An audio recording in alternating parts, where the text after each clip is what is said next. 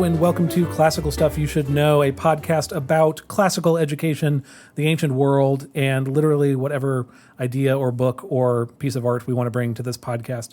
My name is Thomas Magby. I am joined, as always, by Mr. AJ Hanenberg. That's me. And Mr. Graham Donaldson. Hello. And I've really appreciated some of the 5-star reviews that we've gotten from listeners recently. It's just really confirmed to me that truly Classical Stuff You Should Know is the best of all possible podcasts. The platonic ideal of podcast, it's the best of all possible podcasts in the best of all possible worlds. Isn't that right, AJ? Yeah, everything is, it lines up right alongside my podcast my episode a little while ago about everything being good. Everything is literally good. There is no evil. There's no evil. Evil does not exist. Yeah. It's all looking up, boys. Yeah. By a podcast a little while ago, you mean the one you did like 3.5 years ago? That's actually a good point. It's been a long time. No, the one on Augustine? No, the one called Saul Good. That was like a couple months ago. Oh my gosh, I'm going to look this up. I think it's been probably months. I think it's like 2018 there, friend. I protest. I can't even find it. Hold on. Well, Google is failing me. I'll keep looking this up. Okay. You want to talk? You can let us know. I'm going to say it's within the last year. yeah. It's within the last year. It's Probably within the last 6 months. It's almost literally 40 episodes ago. It's 147, and this episode we're currently recording is 189. yeah. So that's less 41. than a year. Yeah, it's Depending on how many breaks we've taken. It's probably about a year. About a year. Oh man, it felt. I know. We've been doing this for a long time. It feels like 4 months ago. 188 of these. So that means we've been doing this At least 3 years. longer than that. I think the first ones you all did, I think, was 2017, end of 2017. So I think it's 5 years. How many episodes until we get the Congressional Medal of Freedom? Like, how's that happen? Quite a few more. We're not quite there. Getting close to 1 million. I'll start sending downloads, some though. letters to my congressman. I'll see what I can do about that, Graham. If Good. you're looking for a medal, let's see what we I can don't know make if I'm happen. allowed to get them. Oh, that's a good Oh, point. you're Canadian. Yeah. You could get like the Hooray for Foreigners medal. Yeah. Is that one? Is that Do we a have thing? one of those? We should. I'll write my congressman. There's got to be something where like a Canadian saves an American in battle, and you can give the Canadian a medal. We can just cut one out of paper for you. Is that what you want? If you want to send me a medal, email us. Email it to the guys at The Classical guys. Stuff. Yeah, this is good. All right, so as Thomas so happily hinted, today we are talking about the best of all possible worlds. So for this episode of the podcast, I was originally intending to do Confucius.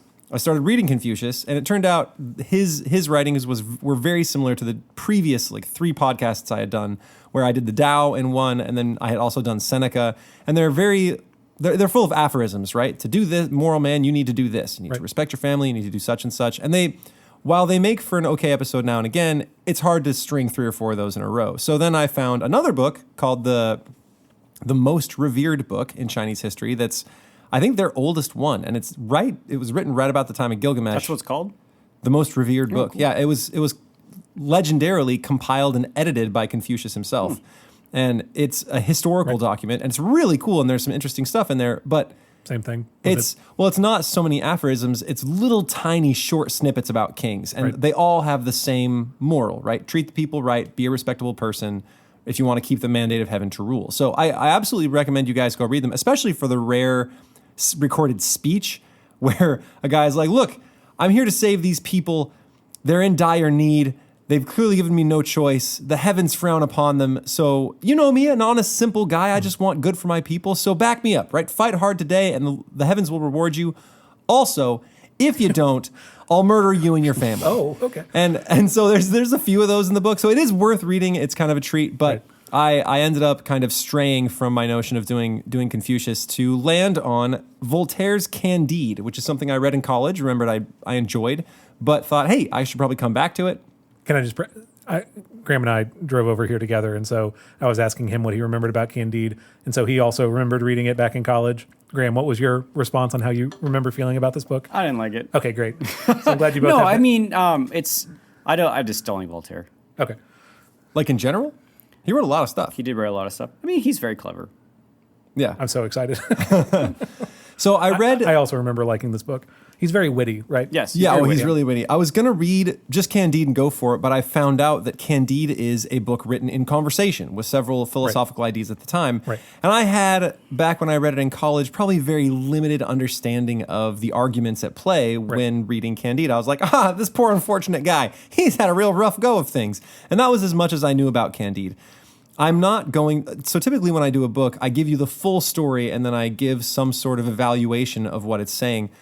I probably won't do that this time. I'm going to give you the theory that this book is in conversation with, right? So that's Leibniz's theory of the best of all possible worlds. So we're going to discuss that, some of the complications, what he was trying to answer, why he put this idea forward. And then I will give you a little bit of Candide. I don't want to give you the whole story because it's only 90 pages.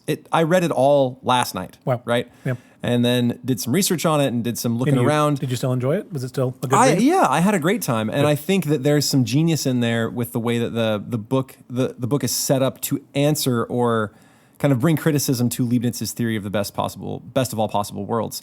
And it is a hilarious read. It's really funny. It's about I'll get to it. So let's start with Leibniz. So Leibniz was born in 1646. He lived until 1716, so I think around 70 years old. The dude that everyone also says invented calculus?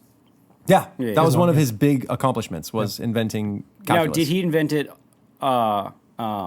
like independently from Newton? Like they sort of came up with it together? This I know less about. So I didn't, again, most of this focuses on this particular theory he puts forward and less about the story of the man himself. I do know he was a polymath and mathematician. He helped develop the binary number system, which now is the foundation for almost all computing. He helped invent some calculators. He actually invented the first mass-produced mechanical calculator, and he helped invent differential and integral calculus, right? So he's not screwing around. This guy's a really smart fella. And he was a theist. And so for our atheistic listeners, this is sort of an internal battle within Christianity, but you might find it interesting, especially if you are an atheist, and especially if this is the reason why you are an atheist, then you might find it interesting. If not, it's still some fun philosophy and certainly important to the history of the Enlightenment and the progression of ideas throughout the Enlightenment period. So as of the time that Leibniz was writing, there was really no atheistic notion of the problem of evil. So, do you guys know what the problem of evil is? Can you express the basic problem as it is called the problem of evil? If God is all good and evil exists, if God's all good, all powerful, and all knowing, and evil exists, then either God either can't stop evil, so he's not all powerful, or he's not all good, he's kind of a jerk, right? Or he's not all knowing, and like people are getting away with it, and he's like, oh crap. He couldn't predict what would happen. He couldn't predict what was happening. And so the idea being like, so if we want to postulate that God is all of those things, then why then do we have evil in this world?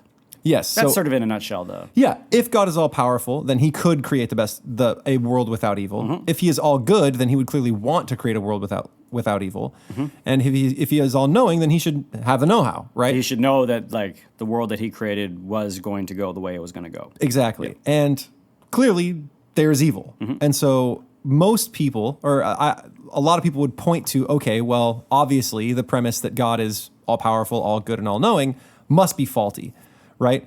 There are some that point to the premise that God would want to create a world without evil as the faulty one, right? Clearly, if he is all-powerful, all-good, and all-knowing, maybe he wanted a world with evil for specific reasons, right? So maybe he has his own divine purposes that we don't quite know, and maybe that is the faulty premise rather than God himself being the issue. So again, Leibniz didn't really have to answer the atheistic problem of evil, and that is basically saying, since this world has evil, God doesn't exist. God cannot exist, right? That is maybe a leap that the people at the time weren't willing to make. The charges that he was answering were twofold. One is called the underachiever problem. Okay. And this is the one put forward by the Socinians. So the Socinians believed that because this is an evil world, it shows that God either isn't all-powerful or he isn't all-knowing, right? Because if he was all-powerful and all-knowing, then he would have created a perfect world, and clearly he underachieved, right? So God is the underachiever? God is the underachiever in the underachiever problem. Funny. Yeah, okay. Right? So there's the underachiever problem, and then there's the holiness problem. And the holiness problem depends on an understanding of God as first cause. Okay. So thinkers of the time maintained that God was involved in his creation as a cause in three ways. You guys with me so far? Mm-hmm. I know we're hitting some philosophy here. Sure. Okay, so we got the underachiever problem, and we've got the holiness problem. So now we're working with the holiness problem. Right. So God is the creative cause, meaning he created the world, right?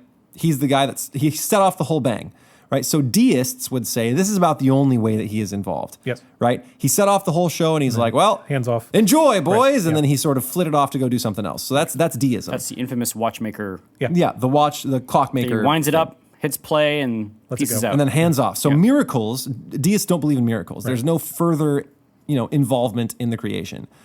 Okay, so that's creative cause. There's also conserving cause, meaning that the moment God stops willing us to exist, we will blip out of existence. Okay. So he conserves his creation through a continuous involvement of his will, right? He wants us to keep existing, right? Because if he didn't, then We would be gone. right? Is that- If in the next moment, all of a sudden, our existence was against his will, then being all powerful, all knowing, and all of that stuff, Right. he could blip us out of existence, and so we would. We could never exist apart from his will, and therefore he is the conserving cause. Okay. The last one is the concurrent cause, meaning that because, and this one's kind of hard to understand. It comes from Thomas Aquinas. I actually have the quote here, and I can read it, and you guys can tell me what you think of it. My understanding is that as the concurrent cause, it means that because nothing can happen that is outside of God's will, he is involved willfully in every act that we do. When I lift up my book right here on the table, and then I set it down, my podcast watchers on YouTube Hey, can see, YouTube, here's my book. hi, hey. There's my book. And I can lift it up, and I can set it down. God was involved as a causal agent in that action, right?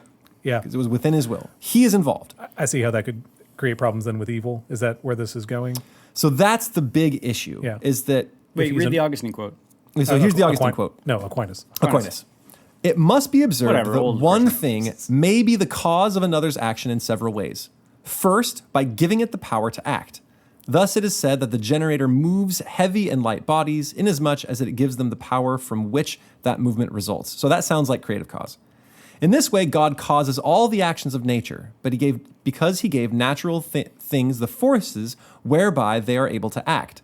Not only as the generator gives power to heavy and light bodies, yet does not preserve it, but also as upholding its very being.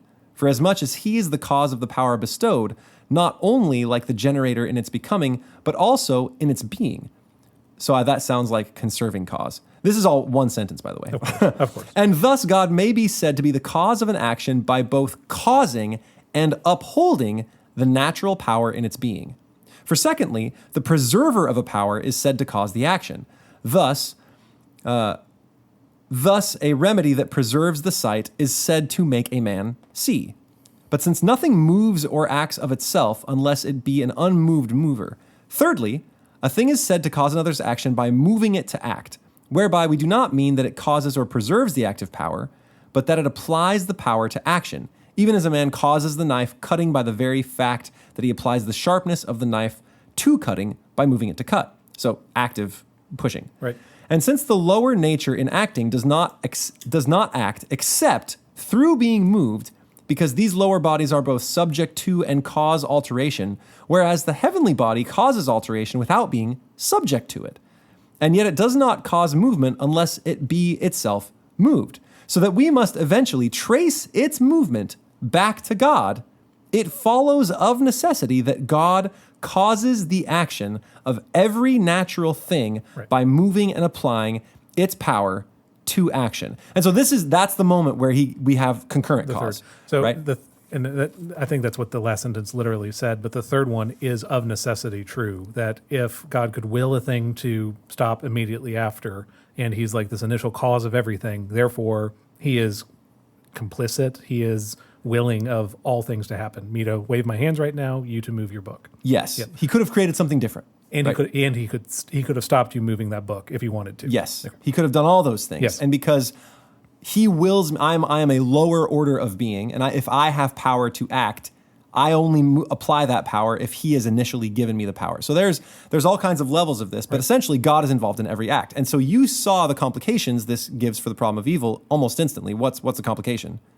So it's not. So God can stop every evil act that is it's not even that he can stop them. It's that he is involved in every evil act. If he is involved in causing all things to happen, he is complicit, right? Yeah. If I commit, but it's further than complicit. He is the cause of that of evil evil, act is what that right? third point would say.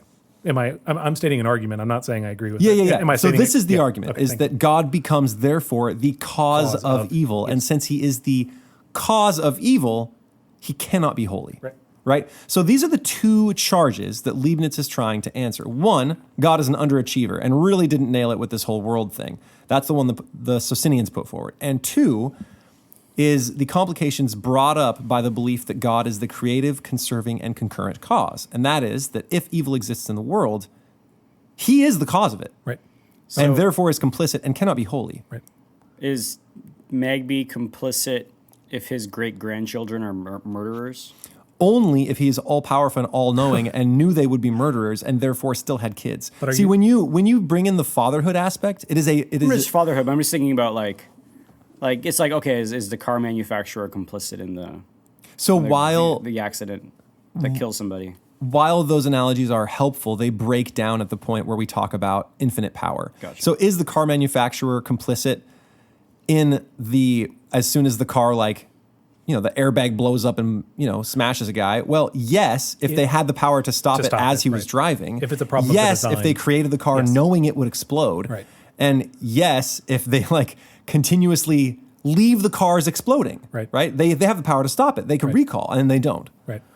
Are you asking that, Graham, because part of it was that aspect of generation? So all things come from God. It's more like, as many times removed, as like when you sort of the farther back you walk that chain, we are assuming that the causes are just the causal relationships should be held as strongly as that it is as that God's causation of AJ drinking his drink is as on the same sort of intensity level or on the same level as AJ willing to pick up the can and drink it. I don't know. Right. It's like, shouldn't there be like a causation half-life every step you go back? I think what you're saying, I think one answer to the question is deism, to say that God isn't involved in every step along the way. Therefore, God's only involvement is creation. And then we're responsible for everything after that.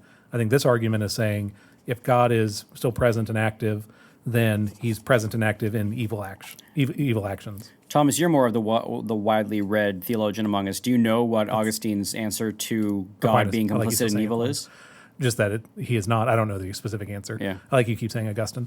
I don't know the answer, and I would love to hear from AJ.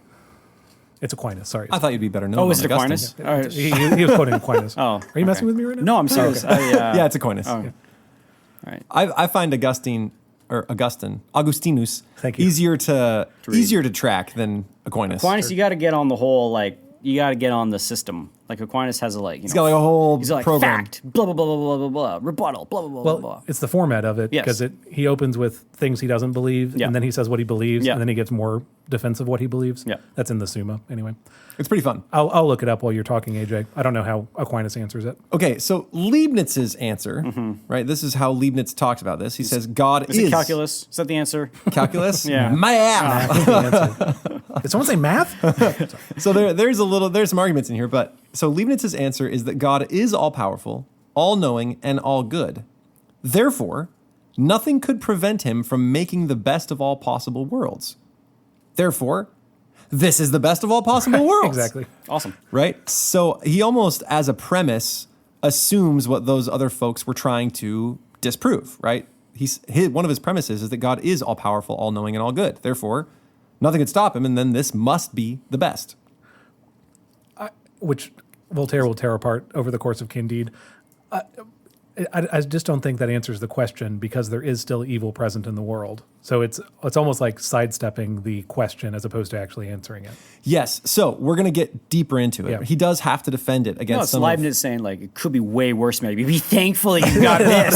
Yeah. But it's not as bad as it could be is not the same as saying it's good. Do you know what I mean? So it's like your life could be more miserable. Okay, thank you. That's really comforting. Okay, so there's another possible way to sidestep some of these problems. And one is by claiming that there is no possible best world. But you just can't do it. So here's how it works. If the possible worlds are an infinite series, meaning that you can always find one that is better, then God cannot create the best possible world because it would be like trying to name the highest number. Infinity. It's not a number. It's not a number. Yeah. You simply cannot do it. So at some point, you just have to say, okay, this number is high enough. Yeah. And God just got to be like, all right, well, print it, ship it. Sure. Yes, exactly. That's close enough. So, all right, we're far enough along the scale. This is a reasonably moral world. Let's go, boys. And he just he flips on the light switch, and here we are. Yeah. So it's the argument from an infinite series, right? I think that's Leibniz hated this course. one. Yeah, sure. Partially because there are problems with it. My students have that same philosophy about essays. They're like, it's not, it's good. I could make it better, but ship it. It's good enough. But they're right. Like at a certain point, you got 100. You don't need to go further. All right, so Leibniz rejected this argument because of the principle of sufficient reason. Are you guys familiar with the principle of sufficient reason? I am not. Nope. So in philosophy, there is this notion that everything that exists must have a sufficient reason for being this way and not another way. Okay. Right? So you are sitting in this chair as yourself because of many things, right? Because of recording a podcast. You had a good time hanging out with us and thought you might like to do it more, hopefully. And so you got or you wanted to get rich. There it is. Yeah. One of the two. Patreon.com/classical stuff. The Congressional Foreigner Medal of Fun. And also that, and you can trace it back to your parents, and you can trace where your parents have come from. And so there are plenty of sufficient reasons for you to end up in this chair. Okay. Right? I am wearing this sweatshirt because at the moment that I was about to take a shower this morning, I realized that all of my podcast notes had been deleted. Sure. And so I had to rewrite all of my podcast notes. And so I am still wearing the sweatshirt that I was wearing This is a true story. This actually happened. Right? This actually happened. Yeah. And so there's my principle of sufficient reason there's my sufficient reason for why I'm sitting here in this chair. Okay. Right? So that's the principle of sufficient reason. Okay. So what possible sufficient reason could God have had for choosing the random one of an infinite series? I don't even know how to answer that question. So that's the thing is Leibniz says, what is his reason for picking this one? Why not another one? A different one, right? In any of the infinite series, what could possibly be his reason? Well, don't most people? I think the normal answer is that God is doing something so good that it happens to pass through a moment of evil. So think of illness or death in the family or something like that, but that then leads to some better thing. So God is using that bad thing for a later good thing. Okay, so even so... Can that answer the question? Not really, because yes, that might work for a small thing, but not for a whole world. Why this world rather than a different world, right? Especially if there's a one of greater goodness further up the chain. Why this one? And some say maybe he arbitrarily chose it, but that goes against the sufficient reason. What reason could he have had for choosing this one? Right? Because the principle of sufficient reason applies to free choice just as it applies to anything else. Right? God must have had a reason. And Leibniz said you don't have a sufficient one. And they gave back two for maybe. Okay. So like maybe there was a quality in this world that made it more good than the other ones. Okay. So maybe he, number one, just arbitrarily selected it. He's like, this one has nice oak trees. There you go. There we go. Print that one. I like the one with the oak trees. This is the one. This is the world I'm choosing of the great continuum. Well, then you have a problem because if it's arbitrarily selected, either it also does not have a sufficient reason, just because it's arbitrarily picked like a grape from a tree, like no reason, or because that feature made it better than all other worlds, in this case, the oak trees, in which case, there is no infinite series. This is better. So it goes against the premise, right? So this feels like gotcha reasoning. Yeah, sure. Or angels dancing on the head of a pen. No, it doesn't. It just sort of feels like he's evading the real issue at hand. Which is evil? Just like there's evil. Yeah. Okay, that's what they are trying to evade. He's saying look, you can't escape the issue by saying there's a continuum of worlds. This isn't Leibniz. This is the other people. Right. The other people are trying to dodge the notion that this world has to be a good one by saying it's a fine one. Okay. There are plenty in either direction. Sure. He could keep on going for choosing better worlds forever, but at some point he has to pick one, right? So it's dodging the issue. Leibniz is saying you can't dodge the issue because there's no reason to choose this world over any of the other possible ones unless you have to point to something arbitrary, like an arbitrary choice he made about a world, in which case there is no infinite series. There's one that's better than others. Does that make sense? That arbitrary decision isn't actually arbitrary. It actually makes it better. So it can't be arbitrary because then there's no reason for it. Right. And if it's not arbitrary, then it can't be an infinite series. Sure. Okay. So he's saying you have to deal. Why is no reason and an arbitrary decision not an issue, not possible? Because even with God, even with God's free choice, there has to be some reason why he picked it. Why? because everything has a sufficient reason. Otherwise, it's reasonless. Okay. So, and you're saying that's not an answer to the question? So randomness could be just an answer to the question. No, but he would not accept randomness because there's no sufficient reason cause for it, right? Yeah. There's no principle of sufficient reason. Yeah. Okay. Every choice, and that kind of tracks with even how theists now talk about God, Sure. right? God does things for a reason, not because he's out there sowing chaos. Being arbitrary. Yeah. I guess, Graham, if you follow the next question, you could say, why does there have to be a sufficient cause? But We don't need to go down that road, but I exactly. can get it. Yeah. I think I take it. I think I Right? take You the guys point. with me? Yes. So, I mean, but I actually like this because Leibniz isn't willing to just dodge the issue. He's like, we have to actually deal with sin in the world and talk about this problem, right? This is a real problem. We can't just say, like, it's an infinite series and then skitter off into the sunset. Sure. Right? It's not a problem we can dodge. All right, you guys still with me? Yes. Okay. I find this all wildly interesting. I hope you Yeah, guys. of course it is. I hope Yeah, you guys do. For sure. Okay. So one could claim. Let's see. One could claim that this doesn't really solve anything. That claiming that this is the best world doesn't solve anything, right? So him saying like, my answer to the problem of evil is that this is the best world, and everyone's like, yeah, but that doesn't really fix it. You've basically just set down a new argument for us. If God is all-knowing, all-powerful, and all-good, then this is the best possible world. Premise number 2, this is clearly not the best possible of all worlds. That's funny. Right? Therefore, God cannot be all-powerful, all-knowing, right? So basically, Leibniz just pushed it down the road a step. Right? So they said, the world has evil, therefore God can't be good. And he's like, God is good, therefore this is the best world. And they're like, yes, but this is clearly not the best world, Sure. so God screwed it up, right? Yeah. So that's kind of where we're left. Or at least it's not perfect, right?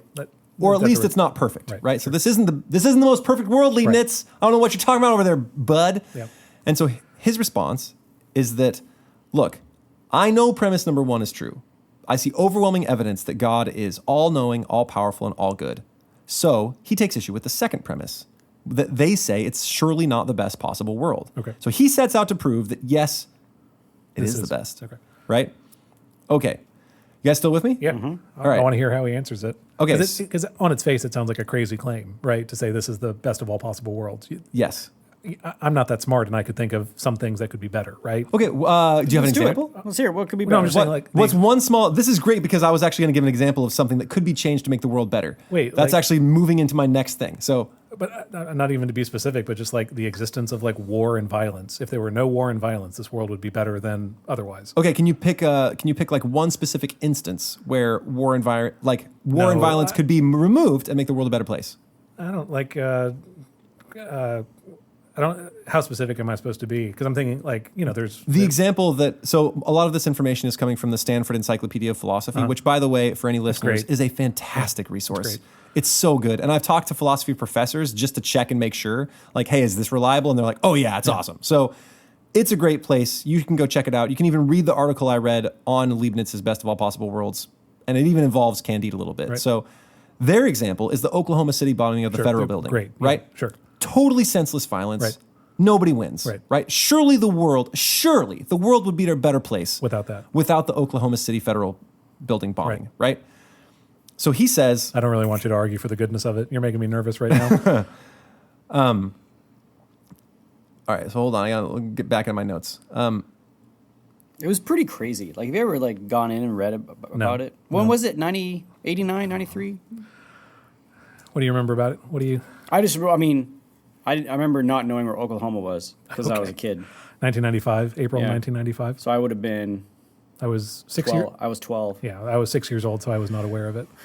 Yeah. That it's would just- have been, if you were 12, I was like 10. What was it? Timothy McVeigh. He didn't like he thought America was technology. So was he a That's what's in Unabomber? his- No, that's Unabomber. That's Unabomber. That's Ted Kaczynski. Yeah. He was. Oh, he didn't like Waco, right? He thought that what happened in Waco was a big was federal overreach. Time is attack to coincide with the second anniversary of the fire that ended the siege at the Branch Davidian compound in Waco. Yeah. Bonkers. Anyway, sorry, we're getting off track. That's fine. Okay, so Leibniz says, no. The world would not be better without. So first, you don't fully understand the interconnectedness of all things. A world without the Oklahoma City bombing might have, like, if you pluck that single event out of the world, what might change? You have no idea. Eh. I don't like the I don't like the argument. I do think that's the same one as before that I referenced of we don't know God is working all things for good, therefore we don't know how the death of a loved one, the sickness that someone gets, long-term illnesses, we don't know how that fits in the story. Okay, so maybe a dissatisfying argument though. It is dissatisfying, Okay. at least. Because it feels like it cheapens like When the do we death, argue free will in man? that people just pick these things, therefore God's not That the coming. best possible universe was one where human beings were given free will, and it's our fault. But him in willing free will wills, like if he is concurrent cause. That's the argument I don't think I buy. So hold on, we'll get there. Okay. That comes in the holiness. So his second response is, look, you are assuming you know the criteria by which God evaluates the best possible world. Yeah, sure. What's the criteria for best possible? It would be hard to write down. But again, to say that it's better to not have violence than to have violence seems like or phrased differently, in heaven, will there be violence? No. Right? The lion lays down with the lamb. We have this picture of there's like no more conflict. So, Okay, but what might be lost there? And so he has three possible criteria. Is it's like scholars around this talk about three possible criteria by which you can judge the best of all possible worlds. Okay. He seems to like number 2 and 3, but here they are. Number 1, unicorns, parties. unicorns, parties, and Twitter. No, Twitter is not. So, possible criteria number 1, and I would say that this is the one that most people assume is how you evaluate the best of all possible worlds. Number 1, the world creates the most happiness for rational beings. Ooh, wow. Okay. What does that mean? So it's not happiness for people who like bad things. It's happiness for people who like good things. Is that what he means? Well, he by just says rational? like that when I talk about the best of all possible worlds, and this is what Candide would assume too, it means it's one that makes people happy. I'm on board for it. Okay, so that's what most people would say is how you evaluate a good world. I think that seems limited. Sure. Right? That seems like was that God's real goal in making his world was to make the people in it as happy at all times as possible? Yeah, he wanted to satisfy people. Yeah. To glorify God and enjoy Him forever. Yeah. All right, so to glorify God is a different thing. Does it bring him glory when we are absolutely blissed out of our minds all the time? Okay, so this is where we get complicated. So number 2 is, and this is the wording is strange, but I'll explain it. So it is the world that maximizes the quantity of essence. What's essence? Okay, so quantity of essence, and I don't know why they phrased it this Sounds way. like a cologne commercial. Quantity of essence. Maximize the quantity of essence. It's a guy swimming and he's got like By Calvin Klein. water beating on his biceps. Those people always look so serious in those They do commercials. always, Nobody's ever yeah. having fun, They are right? not. No, of Okay. course not. It's all very serious. Yeah. So the quantity of essence is basically reflection of God. So if God wants his creations Yes. to know him, if that's the best thing for them, well, he knows that created beings can only do a sort of good job of reflecting him. So he has to create a grand variety of beings, right, to reflect him in his creation as best he can. Right. So quantity of essence essentially means we reflect God the most, right? This is the world that lets us know him more than any other world, right? Okay. That is the quantity of essence, right? I've heard this called essentially the candlelight theodicy. A theodicy is an argument against the Problem of evil. problem of evil. And one of them is it illuminates parts of God that we otherwise wouldn't know. There are things that evil does? evil does. So we Hey, would, you always give me the shaky head thing. This is actually a pretty good we argument. wouldn't know that God is just if there weren't evil actors that Like, receive yes, justice. justice is unknown without injustice. Mercy is unknown without transgression. Sacrifice is unknown unless there's a reason to sacrifice, right? If we were just hanging out in the garden, there's no reason for God to send Jesus. Persistence of like having to stick with something we wouldn't know if everything was easy and came straight to us. Persistence, mercy, all grace, those things. I justice. feel like I trade knowing those things to have all the other. Sure. Yeah. Okay, and that is perhaps a rebuttal. I had a friend say the same thing about free will. He's like, I would gladly give away my free will if it meant I knew I was going to heaven and could know God directly, right? So it may not be a perfect theodicy, No, but that wasn't what I was saying. It's not. I wouldn't. The giving up of free will. It's that. no, it was an analogy. You would give up. No, I'm just saying. Like I'd be perfectly cool not knowing what justice was if there was nothing unjust.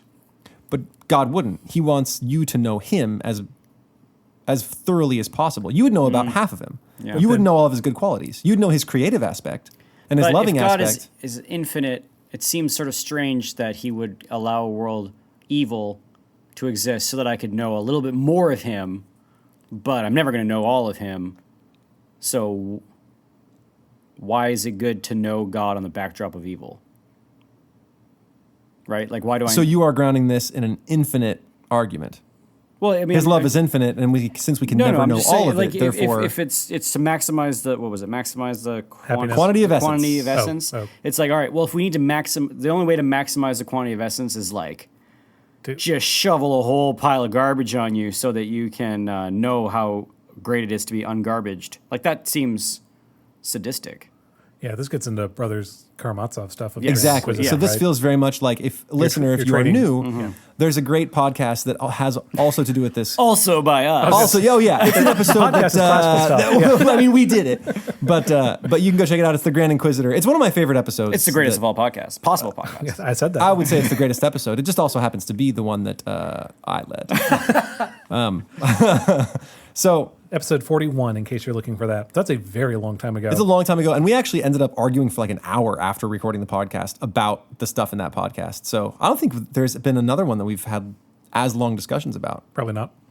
Anyway, go check that one out. It's pretty good. There you go. So that's kind of the same thing, right? So if God wants us to know him... Sorry, can I finish all I said was the word Grand Inquisitor. In that the Grand Inquisitor is saying that there's an amount of human suffering that essentially God is willing to trade off for our knowledge of him. So yes, there's, there are a couple thousand people that will know more about God, but there are thousands of people who will also be killed. And that kind of trade-off makes God sound sadistic, just to connect to what Graham was saying before. That's all. Yes, and this is kind of the same argument of Candide, Yes. right? That the world, that trade is a dear one. Yes, right? exactly. We are trading some pretty serious stuff in order for that knowledge Yes. or whatever the grand design is. Yes. Okay, criteria number 3, and this is the one that I think is maybe even a little silly, is the best world is one that provides the greatest variety of phenomena governed by the simplest set of laws. Oh, okay. What a strange one. Oh, that is interesting. Can you say more about what that Yeah. means? It means It's like a elegant argument, right? Yes. yeah, it is a beautiful creation, and then it has all kinds of different things going on. We got all sorts of birds, we got all kinds of bugs, we got some animals, we got different types of weather. But he's probably also referencing math, right? Like there's an elegance to the way that these like natural systems work together. Probably. I never put that together, but you're probably right? Math is, and it's all very simple, straightforward set of laws that governs all of this. Like physics, you can get your head around that. Yes. We teach it to high school kids. Right. And so there you go. It governs the world. How beautiful. Right. Right? He tends to lean towards 2 and 3. Yeah, sure. Right? Leibniz does. Right.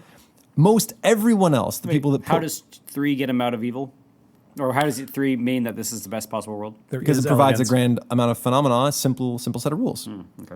So I don't think that I don't feel like that's a good dodge, because God has created a world without sin. I mean, supposedly, right? God has created a world without sin, and he created Eden, had a grand set of phenomena, very small set of laws. That was the same world as the one we now have, and One has law. promised to like redeem it at the end and basically create a new heavens and a new earth. And so I assume by a similar set of laws, and will also have a great variety of phenomena. And so that one doesn't necessarily dodge the problem, in my opinion. Sure.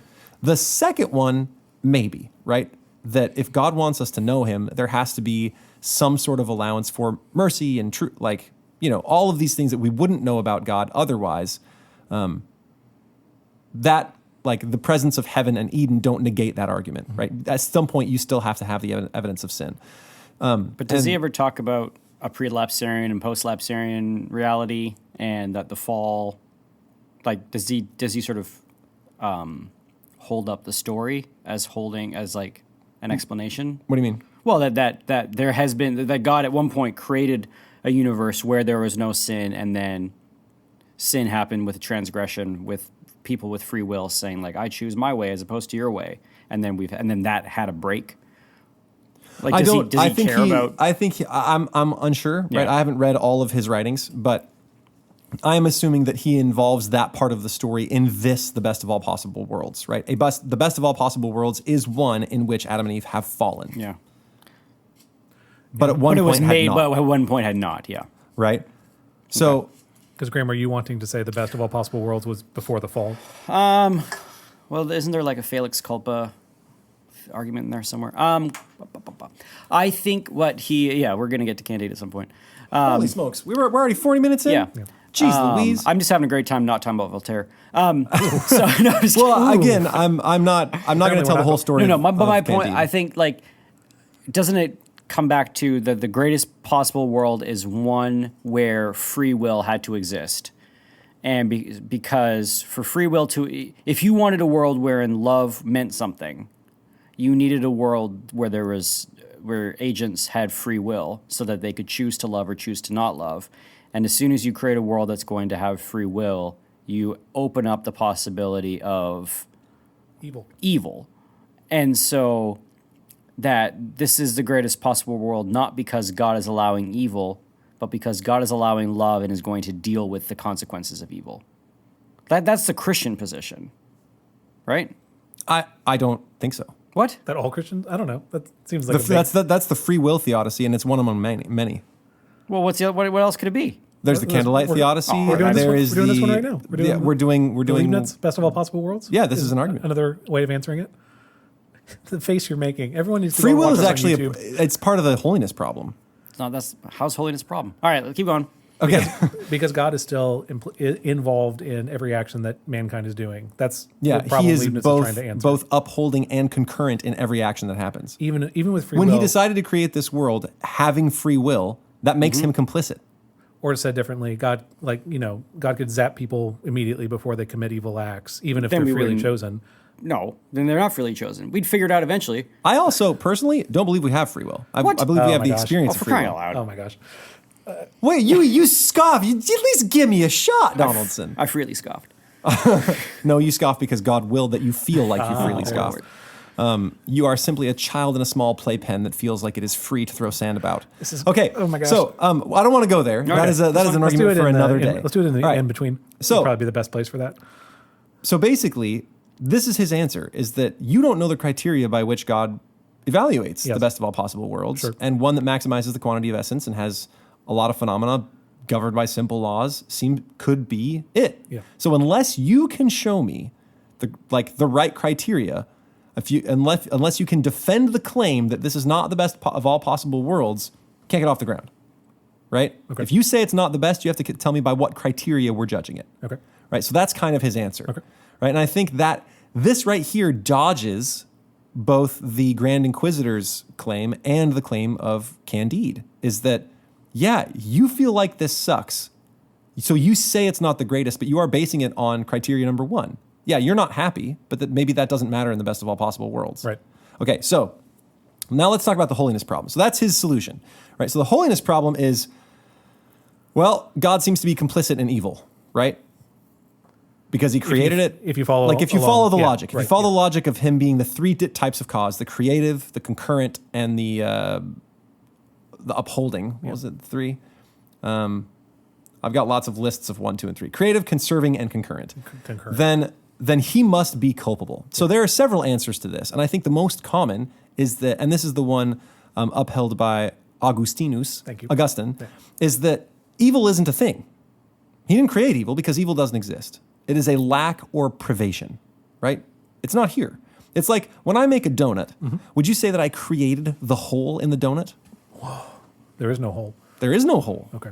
Right? It doesn't exist. It's not a real thing. We have a name for it, but that is a void in the donut. I created the cake.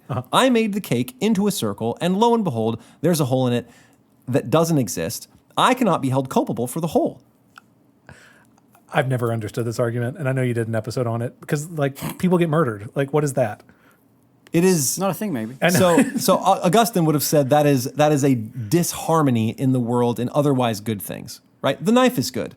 You having the strength to wield the knife, that's It's a good thing. But the Right? murder That is our not. bodies typically work without the intrusion of a knife is also a good thing. That a knife cuts well. That is the virtue of the knife. But I just don't understand what's meant by it doesn't exist because, there are murders. So, therefore, murder exists. Well, murder exists, but that is a disharmony. That's what you I know, are. yes. Okay, so that's actually that's what Leibniz says too. He's like, Really? y'all be crazy. Okay, thanks. Right? God is the author of all things. Yeah. And so his analogy, or the analogy they use on this encyclopedia is, okay, I think it's actually Leibniz's analogy. Okay. So say I create a huge painting. Okay. Right? It's a painting of a duck. Okay. The eye out of the duck part. Okay. So say I make this big painting of a duck, and I'm like, you know what? I would also like a smaller version to sell because it's a huge painting of a duck and can't go in everybody's living room. Sure. So I paint a smaller version. Yes. So they're the same painting. one has a lack. Yeah, Right? smaller, you mean? It's smaller. Yeah. There is something void there. Well, I created that. I'm the author of both. What's actually in the picture and the lack of what's in the picture, I've made it smaller, and so I get to be the author of both. He's like, that's a hogwash argument. You can't say it doesn't exist; it exists. Right. That's stupid. So I'm not saying it's stupid. I'm saying I don't understand it. I think it's on me. But he's got the same feelings Okay, you do, good. Thanks. right? That I need to read even more. if I create the donut, Yeah. I put it in a circle, And you made the I hole. knew there was Yeah. going to be a hole Sure. there, Right. right? Yeah. Could I have made like a cracker? That yes. I could have made a cracker. You could have made a bun, I could, and then it wouldn't have had a hole. a bun. That's what I was looking for. Thank you, Donaldson. That's all right. Swooping I'm into here the for it. rescue. I I'm here for appreciate you. that. All right, so a bun. I could have made a bun, Yeah. right? Or a roll. That's it. A bun. even better, a roll. Because a bun's Yeah, no, I half. get Cut it. those in Yeah. half, right? Yeah. Okay, so No, Okay. too far. No, too far. so he is the author of the lack, just as he's the author of the real. Yeah. Right? So he says God might permit evil if it brings about a greater good than may not otherwise be achieved, right? As God goes about doing his duty. And this is Graham's argument. I think that's Graham's argument. Right? Yeah. Is that God might allow evil if it is part and parcel to some other great good he has in mind. In this case, Yeah. your case, free will. Yeah, that's Milton's justify the ways of God to man argument of Paradise Lost. Yes. So that is this part of the argument, Okay. is that, like, look, if he is going to create the best of all worlds, sometimes evil might have to be a part of that by necessity. It might be a necessity for free will, or in Leibniz's No, view, as a potential. I don't know about a necessity. The potential. People could the, choose evil. the potential. Yes, Well, the then, potential for evil. well, then my next reply would be, why didn't he create a world in such that people would not choose? He made angels. then They you don't didn't have free will. to. Yes, angels were sufficient to stand, though free to fall, according to Milton, at least. They could fall. In fact, He they did could have fall. just They did made fall, one right. where there was the potential for evil, but no tree in the garden. But then you don't have the choice, and then you don't have the free will to choose to obey God and love Him. Okay, so your position is free will. That's fine. Yeah. There's also the God wants people to know him. This is the Candlelight theodicy. And knowing him involves a little bit of evil so we can know more about God. Makes Graham uncomfortable. He so shakes his funny. head. But It's just funny. so Seeing Graham react is what's funny, just to be clear. yeah, so he actually has a very specific version of this argument. So P, or God, so we'll call it G, just to That makes more avoid sense. Thank you. confusion. Yeah. So G permits E, or evil, Okay. if, and here's the argument. So number one, G fails to will that E. So he's not saying there should be evil. He also fails to will that there should not be E. So he's not taking a stance on evil either way. He brings about a state of affairs S, or let's just say W for the fact of world. So okay. he brings about the state of affairs world by willing that world exists, right? Another premise: if world exists, then evil exists. G knows that premise. Right, That's yes. premise number 5. Sure. And then still, the final premise is G believes that it is G's duty to will W, the world, and the good of performing one's duty outweighs the evil entailed by E. yeah. Right? So he's not saying yes evil, he's not saying no evil, he's saying world, and world brings evil. Sure. Right? That's If it also is that's the sort right of a world. subset of the free will argument too. Well, this Yeah. is just in informal form. Yeah. Right? This is the free will argument. Is this Leibniz's argument, or is this just... This is Leibniz's Okay, argument. got it. Right? Okay. So he wills it. Okay. Now, this dodges the creative faculty. It does not dodge concurrence. Okay. If God is complicit in every action that humans make, he is therefore Complicit in- directly yeah. complicit with evil. But Right? why though? I mean, you're not directly. How are you directly complicit if you are like allowing the system? The car manufacturer could recall the cars. But God. So you're saying God could remove all sin from the world? Yes. Yes. And what do we call Easter? Okay, so this is actually partially my own position, is that at the same, if God is truly timeless, then at the moment he was allowing evil into the world, He was dying on the he was cross. dying on the cross Right. to solve it. Yeah. Right? He's solving the problem the very moment it comes into existence, at least as far as God is concerned. Right? Yeah. That's always been my position. And yes, it And gives mine. it gives the illusion of free will. I which will is call your an brother. illusion. It's an illusion. Yeah. Okay. It gives the no, illusion of free will. no. And it has the added benefit of the reflection, right? The increased, what is it? The greatest essence. Essence, yeah. Friendship ended. Thomas's new best friend. Maximizing essence. But I guess I don't. Okay, so Yeah. his way of getting out of the concurrence, I just want to go over this really fast. Yeah, that's what I'm his trying to way of understand. getting out of the concurrence, and then I'll give you a quick preview of Candide, which is super fun. Okay. Is basically saying separating will from intelligence, and I think Graham, you'll enjoy this one. And saying that God is the sufficient reason to give the intelligence like enough room to do good, right? He is saying, like, here's the thing, you should want to do good, here it is. The agreement of a man's will with his real intelligence is a truth separate from God's willing it, right? Yeah. So whether or not my will actually kind of agrees with what the world should be telling me, like don't do the murders. Right, sure. He is separate from that. Okay. So there is a will separate. So this is kind of how that's my understanding of how he dodges it. Right. I'm not sure I like the dodge.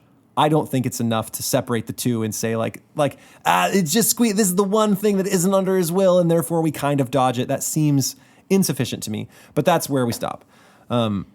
Because that's that's Leibniz's position, and he leaves it right there. As far as I Isn't understand it, yes. God abdicating, isn't it almost like God is giving up Well, if you believe power? But even in the for- giving up of power, he is still complicit. But that's if I see you about to shoot somebody and I say, hands off, go ahead, pull that trigger, you've allowed it. it's the trolley problem. No. Let's talk about the trolley problem for an gosh. hour again. I could stop it. I could jam the gun. God would also need stop to, the but bullet. God needs Yes. to do that too for the good to happen, or else we're just robots, and our good doesn't mean anything. Well, that's what Leibniz just argued. That's, Yeah. That is, And that's why, like, And that's the so separate what's good. why don't you like that argument of saying like this is the one, like our will is the one thing that God doesn't mess with? so first of all, I don't agree with totally autonomous human free will. I don't think we have it. I think we feel like we have free will, but we don't have it. I'm fascinated by that. Well, as an evidence, Thomas, why don't you turn into an eagle for me right now? All right, so your will is not completely free. There are bounds set upon your will. You cannot turn into an eagle. Okay. Right? And You can in the metaverse, Thomas. I can. You can be an eagle. Give me a couple years, right? Yeah. I'll buy my eagle NFT, and then I can turn into that, right? all right, so we can make go it. into We're the gonna free make it, will Thomas. argument. We have 9 minutes left. We're all I gonna can't make go it. too Well, far I mean- into it. Oh, sorry. Whether or not we have free will is kind of beside the point. If God is involved in every action that is taken, there has to be something that kind of gets him out of being complicit in those actions. And Graham's position seems to be that it is necessary. So he's got to let that happen in order for free will to be okay. So he is yet complicit, but it's like ends justify the means. That's how I understand the argument. I can derail this further if you want. No. Okay. I have things to say. Maybe we'll save it for the after Sure. show. Okay, so Candide, and this is a short overview, basically saying that you guys should totally go read it. It's a fun book. hoot of an afternoon. It's an easy read. It's not difficult like some of the books that we do on here. It's no Goethe's Faust, right? true. It's no Ulysses. It is an easy, happy, like get yourself a martini or something, and then just have a good time reading Candide, because it's essentially the story of this young fellow named Candide, a name that means pure, white, honest. Right? He's a good kid. Right. He grows up in a castle, and he loves this baron's daughter. And so he smooches the baron's daughter. And the baron finds out, gives him a swift kick in the rump, and sends him packing. Right. He joins the army, is whipped in the army, is almost court-martialed and killed, ends up seeing horrible warfare, escapes, goes to a new country, tries to beg, and has poop poured on his head for the trouble, eventually gets taken in by an honest Anabaptist. The Anabaptist, and then meets his old teacher, Mr. Pangloss. Now, Mr. Pangloss, a name that means all tongue, or basically all talk. Okay. He's the guy that puts forward the best of all possible worlds theory. He is an optimist. He says, look, Candide, you live in the best of all possible worlds. It's a beautiful place. Now, when he meets this guy for the second time, because he learned under him during his time at the castle, he has since had a horrible go of things, contracted a venereal disease, and lost, I think, an ear and an eye and all of his health. Wow. And so it basically just continues on like this. He is separated from his baroness's daughter, and the story is mostly him trying to return to this wonderful young baroness that he loves and being foiled again and again and again and going through incredible misfortunes on the way. Right. We're talking, there's an earthquake, he's caught by the Inquisition, he's whipped by the Inquisition, Pangloss is hung, Pangloss survives, Pangloss eventually ends up being a slave on a galley ship. Cunegonde, his beloved, after he leaves the castle, is attacked by one of the armies he actually fought for, is disemboweled and sold into sexual slavery multiple times, and at the time he finds her again is actually being shared by two men that he kills, and then he's on the run for killing these men, and it is on and on and on and on like this. Now, I wouldn't say that this is so much genius, right? It seems like a one-dimensional protest to the best of all possible worlds, basically saying like, this is it. Right. This is Here's the a best litany of possible terrible one. things. See all those bad Yeah. things, right? And the thing is as you read it, you're gonna be like, he's making half this stuff up. He's not, right? There's one part where someone has to cut off one of their bum cheeks to avoid slavery for this group of people, and that actually happened. So if you look this stuff up, if you get a version with footnotes, much of the stuff he is referencing would have been common knowledge to the people at the time and actually happened. Right. So he is just basically painting the ills of the world and saying this is it. Right. And then right in the middle of it, Candide goes to El Dorado, right? Okay. Which is this supposedly mythical, beautiful place where diamonds and rubies and gold just lay on the ground, and everyone is of one mind. Everyone believes in one deity because Voltaire thought the Trinity was ridiculous, and so he's like, obviously there's one God, not three or four, and so they have this wonderful time there. And basically, he paints a picture of El Dorado, saying like, look, if you're saying this is the best one, I got a better one for you. Here's an example. Here's an example of what life could look like in a better world that would obviously and clearly be better to everyone, right? I don't want to give away the ending. I think it is worth reading for our listeners, but this is his protest, right? You say it's the best possible one. I will show you the ills of this world and give you an idea for another. And that one, it is also the protest of the Grand Inquisitor, which is still a pretty compelling part of the brothers Karamazov. And he's also pointing to actual events, right? Those are all the horrible things that are outlined in the Grand Inquisitor are like true news stories happening at the time. Right. So, and this is still one of the great protests of the problem of evil is, yes, even if free will is the thing we're getting, even if greater knowledge of God is the thing we are getting, man, we are paying for it dearly. And is that the place you want to end it? I think it is. Oh, that's bleak. Bummer. Yeah, that's a bummer. Graham, you want to say something? Free will's a thing? Free will's a thing. I think we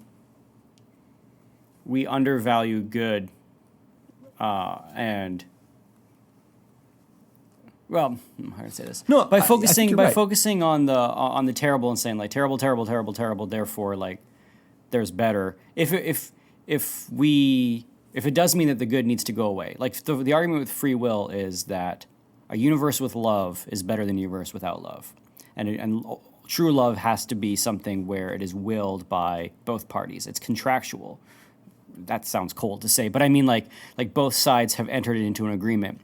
And in fact, Tell that to the girls I liked in junior high. and I think the fact that both sides have entered into agreement, I mean, it makes I was going to save it to the after show, but there's a scene in the Old Testament where God and Abraham enter a blood pact about basically the world. It's kind of awesome. Yeah, and they enter this blood pact about breaking the law, where I was going with this is that I'm going to save that for the end.